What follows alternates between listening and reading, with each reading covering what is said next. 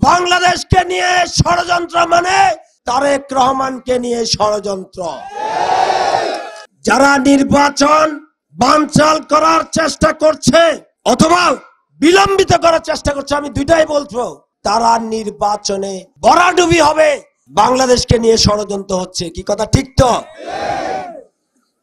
আজকে গণতন্ত্রকে নিয়ে ষড়যন্ত্র হচ্ছে, কথা ঠিক তো নাকি? আজকে নির্বাচনকে নিয়ে ষড়যন্ত্র হচ্ছে, কি কথা ঠিক তো?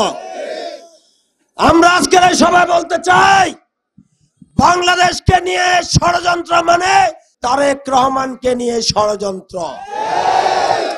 গণতন্ত্রকে নিয়ে ষড়যন্ত্র মানে তারেক রহমানকে নিয়ে ষড়যন্ত্র। নির্বাচনকে নিয়ে ষড়যন্ত্র মানে তারেক রহমানকে নিয়ে ষড়যন্ত্র, কি কথা ঠিক তো? যারা নির্বাচন বানচাল করার চেষ্টা করছে অথবা বিলম্বিত করার চেষ্টা করছে, আমি দুইটাই বলবো, তারা নির্বাচনে ভরাডুবি হবে, তারা নির্বাচনে পরাজয় বরণ করবে।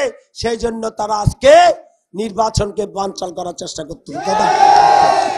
একমাত্র স্মার্ট সিটি বসুন্ধরা, আধুনিকতায় এক ধাপ এগিয়ে। এ ব্যাপারে আমাদেরকে সতর্ক থাকতে হবে। কি সজাগ আছেন না? আমরা মনে করে মাননীয় প্রধান উপদেষ্টা তিনি বলেছেন আগামী ফেব্রুয়ারিতে প্রথমার্ধে জাতীয় সংসদ নির্বাচন হবে।